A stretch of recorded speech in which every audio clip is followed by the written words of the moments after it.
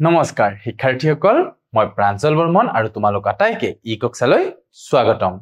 ছাত্ৰ ছাত্ৰীসকল আজি আমি উপস্থিত হৈছো এই ষষ্ঠটো অধ্যায়ৰ অংক নং 3 মানে তৃতীয় অংকত তেনেহলে ছাত্ৰ ছাত্ৰীসকল আজি আমি কি শিকিবলৈ গৈ আছো জানিলো আহাচোন আজি আমি অনুশীলনীৰ প্ৰশ্নবোৰ সমাধান কৰিবলৈ চেষ্টা কৰিম আৰু লগতে অৱয়ৱত ত্ৰিভুজৰ বিষয়ে কিছু কথা আলোচনা কৰিম তেনেহলে আহা ছাত্ৰ ছাত্ৰীসকল পলম নকৰি আজিৰ ক্লাছলৈ আগুৱাই যাও আহা ইয়াত প্ৰথমতে আমাৰ অনুশীলনী 6a টো কৰিলম এয়া হল অনুশীলনী 6a ইয়াত প্ৰথম প্ৰশ্নটোত কি দিছে চোৱাচোন প্ৰথম প্ৰশ্নটোত দিছে যে সাধাৰণ পৰ্যবেক্ষণৰ সহায়ত অৰ্থাৎ নুজুখাকৈ আমি স্কেলৰ সহায়ত নুজুখাকৈ আমি গ্ৰেটাৰ দেন লেছ দেন আৰু ইকুৱেল চিনটো দিব লাগে এই গিটাত ইয়াত আমি গ্ৰেটাৰ দেন লেছ দেন আৰু ইকুৱেল চিনটো দিবলৈ চেষ্টা কৰো AB আৰু PQ AB ৰেখাখণ্ড এইডাল আৰু PQ ৰেখাখণ্ড এইডাল গতিকে ইয়াত কোনটো ডাঙৰ হ'ব PQ ডাঙৰ হ'ব গতিকে আমি দিম এনেদৰে তাৰ পিছত কি দিছিলে CD আৰু XY ৰেখাখণ্ড কোনডাল ডাঙৰ বা কোনডাল দীঘল বেছি CD বেছি দীঘল গতিকে ইয়াত আমি দিম এনেদৰে গ্ৰেটাৰ দেন দিম CD গ্ৰেটাৰ দেন XY আকৌ তৃতীয়তে যদি চোৱা তৃতীয়ত দিয়া আছে PQ আৰু CD PQ আৰু CD ৰ কোনটো দীঘল কোনডাল ৰেখাখণ্ড বেছি দীঘল হ'ব চোৱাচোন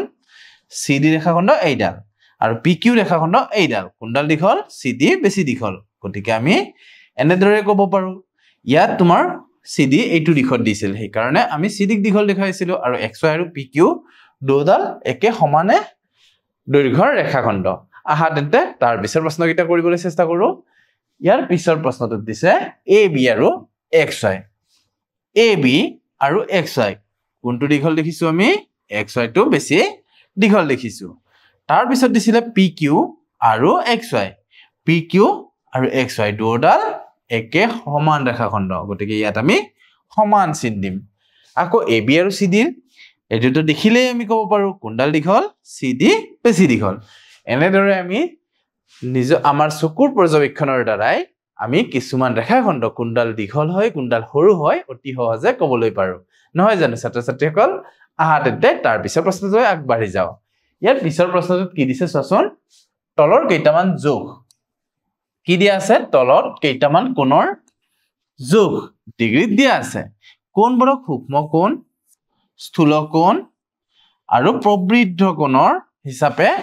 শ্ৰেণী বিভাজন কৰিব দিছে বাৰু তোমালোকে কোৱাচোন সূক্ষ্ম কোণ কোনবিলাক সূক্ষ্ম কোণ যদি 0 ৰ পৰা 90 ডিগ্ৰীৰ ভিতৰত থাকে বা 90 ডিগ্ৰীৰ ভিতৰত থাকে তেতিয়া হলে সেই কোণটোক আমি কি বুলি কওঁ সূক্ষ্ম কোণ বুলি কওঁ আহাচোন তেনেহলে 0 ৰ পৰা 90 ৰ মাজত কোনকেইটা কোণ আছে চাই লও প্ৰথমতে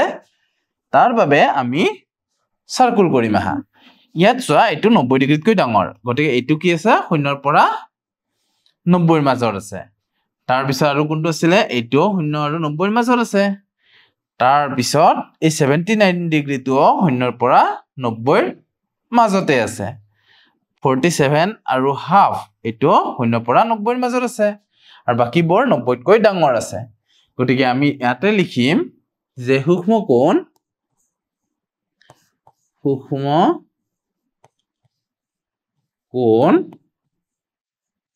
সমূহ কি হ'ব কি সূক্ষ্ম কোণ আছে ইয়াতে 47 ডিগ্ৰী তাৰ পিছত 77 ডিগ্ৰী তাৰ পিছত 79 ডিগ্ৰী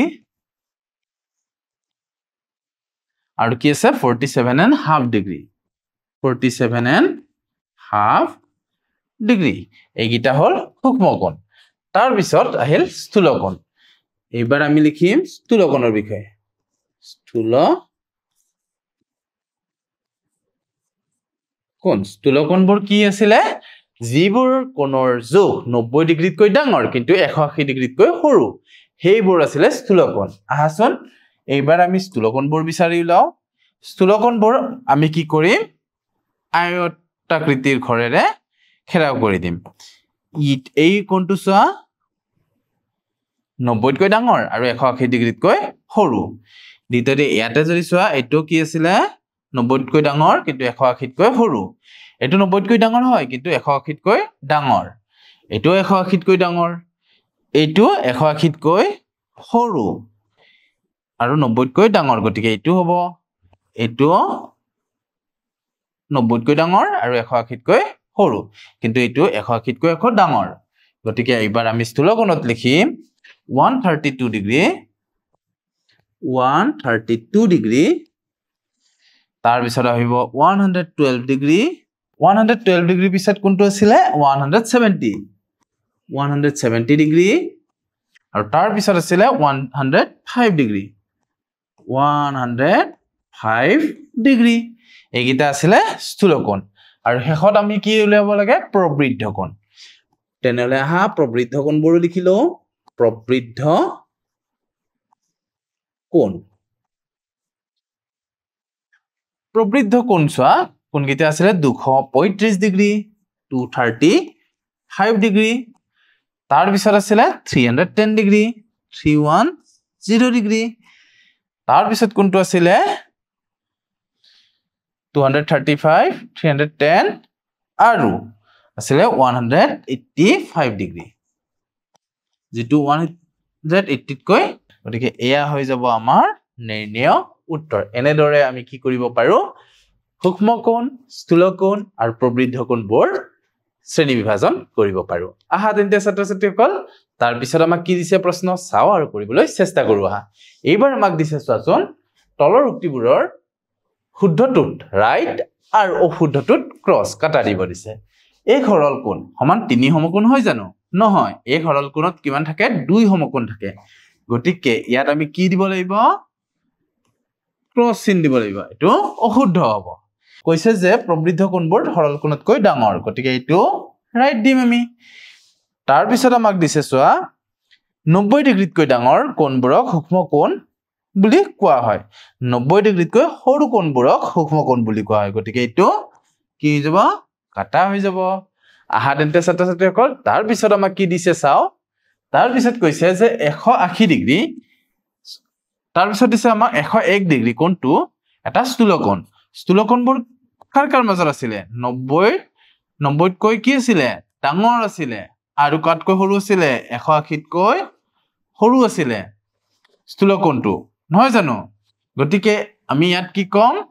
ৰাইট বুলি কম তাৰপিছত কৈছে যে 180 ডিগ্ৰীতকৈ ডাঙৰ স্থূলকোণ থাকিব পাৰে আচলতে নোৱাৰে স্থূলকোণ 180 ডিগ্ৰী কৈ সৰু হয় আৰু 90 ডিগ্ৰীতকৈ ডাঙৰ হয় আহা তেন্তে ছাত্ৰ ছাত্ৰীসকল তাৰ পিছৰ স্লাইডলৈ যাও আমি এইবাৰ আমাক কি কৈছে চোৱা ইয়াত কোণ মাপকৰ সহায়ত তলৰ কোণবোৰ জোখ নিৰ্ণয় কৰিব দিছে তাৰ বাবে আমি কি কৰিব লাগিব প্ৰটেক্টৰ বা কোণ মাপকটো লৈ ল'ব লাগিব আৰু কোণ মাপকটোৰ সহায়ত আমি কোণবোৰ নিৰ্ণয় কৰিব লাগিব এতিয়া এই চিত্ৰটোত আমি কি কৰিম কোণটো নিৰ্ণয় কৰিম তাৰ বাবে আমি এই বিন্দুটো মিলাই ল'ব লাগিব এটো কোণ কিমান ডিগ্ৰী আছে চোৱা 50 ডিগ্ৰী আছে গতিকে আমি ইয়াত লিখিম যে এই কোণটোৰ মাপ কিমান ডিগ্ৰী 50 ডিগ্ৰী ইয়াত যদি মই নামাকৰণ কৰো a o b বুলি তেতিয়া লিখিম ইয়াত angle AOB is equal to কিমান ডিগ্ৰী হ'ব 50 ডিগ্ৰী হ'ব তো হৈ যাব ইয়াৰ নিৰ্ণয় উত্তৰ কোণ মাপকৰ সহায়ত আমাক কোণবোৰৰ জোখ নিৰ্ণয় কৰিবলৈ দিছিলে আহা তেন্তে ছাত্ৰ ছাত্ৰীসকল তাৰ পিছৰ স্লাইডলৈকে যাও তাৰ পিছৰ স্লাইডত চোৱা অন্য এটা কোণ দিয়া আছে ইয়াৰো আমি কি কৰিব লাগে কোণ মাপকৰ সহায়ত কোণটো নিৰ্ণয় কৰিব লাগে তাৰ বাবে আমি কি কৰিম কোণ মাপকটো সঠিক স্থানত আমি বহুৱাব লাগিব তো এই শীৰ্ষবিন্দুটোত প্ৰথমতে আমি বহুৱাই লম আৰু বহাই লৈ কিনে দেখিলো এতিয়া চোৱা ইয়াত শূন্যটো কোনটো সাইডে আছে ইপিনে আছে শূন্যৰ পৰা চালে ইয়াতো আমি কিমান ডিগ্ৰী দেখা পালো 50 ডিগ্ৰী দেখা পালো দেখিছা নহয় তোমালোকে গতিকে ইয়াতো আমি যদি নামাকৰণ কৰো নামাকৰণ কৰিলে ইয়াত যদি মই p দিও ইয়াত যদি মই o দিও আৰু ইয়াত যদি r দিও তেতিয়াহলে এংগল p o r = কিমান ডিগ্ৰী হ'ব 50 ডিগ্ৰী হ'ব কাৰণ এই কোণটো কিমান ডিগ্ৰী আছে 50 ডিগ্ৰী আছে নিশ্চয় দেখা পাইছা তোমালোকে দিয়া আমি ইয়াতে লিখিব পাৰো 50 ডিগ্ৰী আহা তেন্তে ছাত্ৰ-ছাত্ৰীসকল তাৰ পিছৰ প্ৰশ্নটো কি দিয়া আছে চাও তাৰ পিছৰ প্ৰশ্নটোত অন্য এটা কোণ জুকিব দিছে আৰু চাও আহাচোন এই কোণটো কিমান ডিগ্ৰী আছে তাৰ বাবে আমি কোণ মাপকটো লম আৰু কোণ মাপকটো সঠিক স্থানত বহুৱা ইয়াত চোৱা সম্পূৰ্ণ মাছ ভাগেৰে গৈছে অৰ্থাৎ ইয়াৰ পৰা শূন্য আৰম্ভ হৈছিল আৰু ইয়াৰ পৰা 110 আৰু 120 ৰ মাজত আছে অৰ্থাৎ 110 ইয়াৰ পৰা যদি আৰম্ভ কৰো 10 20 30 40 50 60 70 80 90 100 110 ৰ পিছত ইয়াৰে 5 মানে 115 ডিগ্ৰী হ'ব 115 ডিগ্ৰী পাম আমি ইয়াৰ উত্তৰ গতিকে ইয়াত আমি লিখিম ইয়াত যদি আমি a দিও ইয়াত যদি আমি b দিও আৰু ইয়াত যদি আমি o দিও তেতিয়াহলে এটো কিমান ডিগ্ৰী পালো আমি 115 ডিগ্ৰী পালো ইয়াত লিখিম আমি angle AOB is equal to 115 degree এটো হৈ যাব ইয়াৰ নিৰ্ণয় উত্তৰ নিশ্চয় বুজি পাইছা ছাত্ৰ-ছাত্ৰীসকল আহা তেন্তে তাৰ পিছৰ কোণটো জুকিবলৈ চেষ্টা কৰো এই কোণটোত আকৌ কি কৰিব লাগিব আমি কোণ মাপকডাল লৈ ল'ব লাগিব তো কোণ মাপকডাল ললো লৈ এতিয়া সঠিক স্থানত আমি কি কৰিম কোণ মাপকডাল বহুৱা তো প্ৰথমতে আমি মিলাই ল'ব লাগিব এতিয়া সব মিলাই ললো মিলাই লৈ কিনে কি দেখিলো ইয়াত এই শূন্যটো লাগি আছে আৰু ইয়াৰ পৰা যদি আমি কোণটো জুকিবলৈ চেষ্টা কৰো ইয়াত আহিলে 90 আৰু এই কোণটো 90 আৰু 100 ঠিক সমাজত আছে অৰ্থাৎ ইয়াৰ পৰা 10 20 30 40 50 60 70 80 90 আৰু 5 মানে 95 ডিগ্ৰী হ'ব অৰ্থাৎ এই কোণটোৰ মাপ কিমান পাম আমি 95 ডিগ্ৰী পাম আৰু ইয়াত মই যদি a নাম দিও ইয়াত যদি o নাম দিও ইয়াত যদি b দিও তেতিয়াহলে আমি লিখিম ইয়াত angle AOB equal to 95 degree এটো হৈ যাব ইয়াৰ উত্তৰ আহাচোন তেনেহলে ছাত্ৰ-ছাত্ৰীসকল তাৰ পিছৰ প্ৰশ্নটো লৈ যাও আমি এতিয়া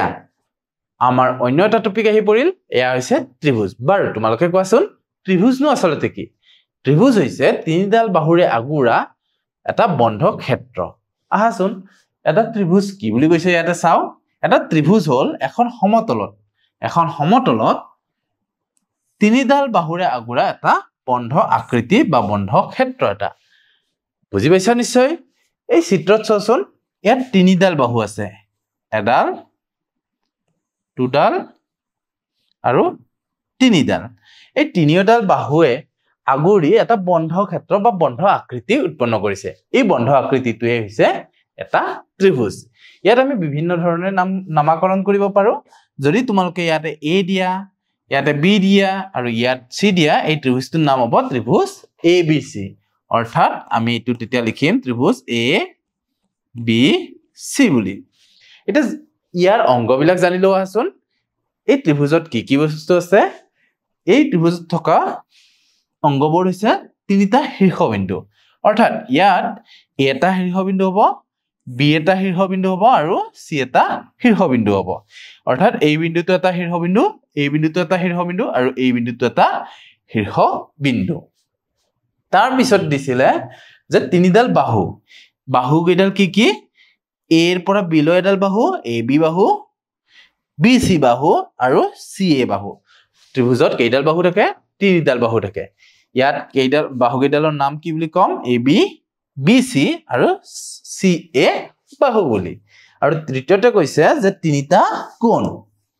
কোণ কেইটা কেনেকৈ গম পাম এটো এটা কোণ আৰু এটো এটা কোণ এই কোণটোক আমি কোণ a বা কোণ CAB বা BAC বুলি কম এই কোণটোক আমি কোণ B বুলি কম অথবা এংগল বা কোণ ABC বা CBA বুলি কম আৰু তেনেদৰে আমি এই কোণটোক কোণ C বা BCA বা কোণ ACB বুলি কম অৰ্থাৎ আমি বুজিলো যে ত্ৰিভুজৰ বাহু তিনিডাল শীৰ্ষবিন্দু তিনিটা আৰু কোণ তিনিটা এটা জানো আহাচোন ত্ৰিভুজৰনো এই কোণ গিটাৰ যোগফল কিমান হয় যিকোনো ত্ৰিভুজৰ মনত ৰাখিবা যে যিকোনো ত্ৰিভুজৰ তিনিওটা কোণৰ সমষ্টি কিমান ডিগ্ৰী 180 ডিগ্ৰী এইটো তোমালোকে সদায় মনত ৰাখিবা অৰ্থাৎ যিকোনো ত্ৰিভুজে তুমি নাকা কিয় যদি তিনিওটা কোণ যোগ কৰা মোট কিমান পাবা 180 ডিগ্ৰী পাবা বা দুই সমকোণ পাবা আহা তেন্তে এতিয়া আমি জানিলো যে বাহু হিচাপে নো ত্ৰিভুজ কেই প্ৰকাৰ আৰু কি কি বাহু হিচাপে ত্ৰিভুজৰ প্ৰকাৰসমূহ বাহু হিচাপে ত্ৰিভুজ কেই প্ৰকাৰ তিনি প্ৰকাৰ আৰু হেয়া হৈছে সমবাহু ত্ৰিভুজ সমদ্বিবাহু ত্ৰিভুজ আৰু বিষমবাহু ত্ৰিভুজ সমবাহু ত্ৰিভুজ সম মানে সমান আৰু বাহু মানে তো বুজি পাইছা যি ত্ৰিভুজৰ তিনিওডাল বাহু সমান অৰ্থাৎ এটা ত্ৰিভুজৰ যদি তিনিওটা বাহু পৰস্পৰ সমান হয় তেতিয়াহলে তাক আমি কি বুলি কম সমবাহু ত্ৰিভুজ বুলি কম মনত ৰাখিবা এই কাষত যেটো চিত্ৰ দিয়া আছে এটা সমবাহু ত্ৰিভুজৰ চিত্ৰ এই চিত্ৰত ABC ত্ৰিভুজটো এটা ত্ৰিভুজৰ তিনিওটা বাহু সমান অৰ্থাৎ AB বাহু যিমান হয় BCও হিমানে হয় আৰু CO হিমানে হয় গতিকে ABC ত্ৰিভুজটো এটা সমবাহু ত্ৰিভুজ লগতে আৰু এটা কথা মনত ৰাখিবা যে এই সমবাহু ত্ৰিভুজবোৰৰ প্ৰতিটো কোণৰ মাপ কিমান হয় 60 ডিগ্ৰী হয় আৰু প্ৰতিটো কোণ সমান হয় লগতে সমবাহু ত্ৰিভুজবোৰৰ প্ৰতিটো বাহু সমান লগতে প্ৰতিটো কোণও সমান আৰু প্ৰতিটো কোণেই হয় 60 ডিগ্ৰী আৰু 60 ডিগ্ৰী 60 ডিগ্ৰী 60 ডিগ্ৰী যোগ কৰিলে 180 ডিগ্ৰী পাবা আহা এতিয়া আমি সমদ্বিবাহু ত্ৰিভুজৰ কথা আলোচনা কৰো সমদ্বিবাহু ত্ৰিভুজ সম মানে সমান দ্বি মানে দুই আৰু বাহু মানে তো বুজিয়ে পাইছা যি ত্ৰিভুজৰ দুডাল বাহু সমান তেনে ত্ৰিভুজবোৰক সমদ্বিবাহু ত্ৰিভুজ বুলি কোৱা হয় এটা ত্ৰিভুজৰ দুটা বাহু পৰস্পৰ যদি সমান হয় তেনেহলে তাক কি ত্ৰিভুজ বুলি কোৱা হয় সমদ্বিবাহু ত্ৰিভুজ বুলি কোৱা হয় এই কাষত তুমি যেটো চিত্ৰ দেখা পাইছা এই চিত্ৰটো এটা সমদ্বিবাহু ত্ৰিভুজ ইয়াত AB বাহু আৰু AC বাহু সমান আছে ইয়াত AB আৰু AC বাহু সমান আছে গতিকে ABC ত্ৰিভুজটো আমি কি বুলি কম সমদ্বিবাহু ত্ৰিভুজ বুলি কম আৰু তাৰ পিছত আহিলে বিষমবাহু ত্ৰিভুজ বিষম মানে এটাও সমান নহয় ত্ৰিভুজৰ যিবোৰ ত্ৰিভুজৰ তিনিওডাল বাহুৱে অসমান অৰ্থাৎ তিনিওডাল বাহুৰ দৈৰ্ঘ্যই বেলেগ বেলেগ হয় তেনে ধৰণৰ ত্ৰিভুজবোৰক আমি কি বুলি কওঁ বিষমবাহু ত্ৰিভুজ বুলি কওঁ এটা ত্ৰিভুজৰ প্ৰতিটো বাহুৰ যোগ বেলেগ বেলেগ যদি হয় তেতিয়াহলে ত্ৰিভুজটোক আমি কি বুলি কম বিষমবাহু ত্ৰিভুজ বুলি কম এই চিত্ৰত চোৱা ইয়াত তিনিডাল বাহুৰে আগুৰা এটা বন্ধক্ষেত্ৰ দেখা পাইছা এইটো এটা ত্ৰিভুজ আৰু এই ত্ৰিভুজটো এক প্ৰকাৰৰ বিষমবাহু ত্ৰিভুজ আৰু PQR ত্ৰিভুজৰ PQQR PR তিনিটা বাহুৰ যোগ বেলেগ বেলেগ বুলি কৈ দিয়া হৈছে এনে ধৰণৰ ত্ৰিভুজক আমি কি বুলি কম বিষমবাহু ত্ৰিভুজ বুলি কম নিশ্চয় বুজি পাইছা ছাত্ৰ ছাত্ৰীসকল এতিয়া আমাৰ সময় হল মূল্যায়নৰ আৰু আজিৰ মূল্যায়নত প্ৰথম প্ৰশ্নটো কি দিছে চোৱাচোন প্ৰথম প্ৰশ্নটো দিছে যে সমবাহু ত্ৰিভুজৰ প্ৰতিটো কোণৰ যোগ কিমান অলপ আগতে মই কৈছিলো যে সমবাহু ত্ৰিভুজৰ তিনিওডাল বাহু সমান আৰু তিনিওটা কোণও সমান আৰু তিনিওটা কোণ কিমান থাকে 60 ডিগ্ৰী কে থাকে অৰ্থাৎ ইয়াত শুদ্ধ উত্তৰটো হৈ যাব বি 60 ডিগ্ৰী তেনেহলে ছাত্ৰ ছাত্ৰীসকল নিশ্চয় বুজি পাইছা আহাচোন তেনেহলে তাৰ পিছৰ প্ৰশ্নটো লৈকে যাও পিছৰ প্ৰশ্নটো দিছে যে তলৰ কোনটো ত্ৰিভুজৰ দুডাল বাহু সমান তলৰ কোনটো ত্ৰিভুজৰ দুডাল বাহু সমান বাৰু কোৱাচোন তোমালোকে অলপ আগতে শিকিছিলো আমি যে সম মানে সমান আৰু দ্বি মানে দুই গতিকে সমদ্বিবাহু ত্ৰিভুজৰ দুডাল বাহু সমান গতিকে ইয়াৰ শুদ্ধ উত্তৰটো হৈ যাব বি অৰ্থাৎ সমদ্বিবাহু ত্ৰিভুজ হৈ যাব ইয়াৰ নিৰ্ণয় উত্তৰ নিশ্চয় বুজি পাইছা ছাত্ৰ ছাত্ৰীসকল তেনেহলে ছাত্ৰ ছাত্ৰীসকল আজিৰ ভিডিঅ'টি আমি ইমানতে সামৰণি মাৰিছো অহাবাৰ পুনৰ এটি নতুন ভিডিঅ'তে পুনৰ লগ হ'ম তেতিয়ালৈ তোমালোক আটাইকে ধন্যবাদ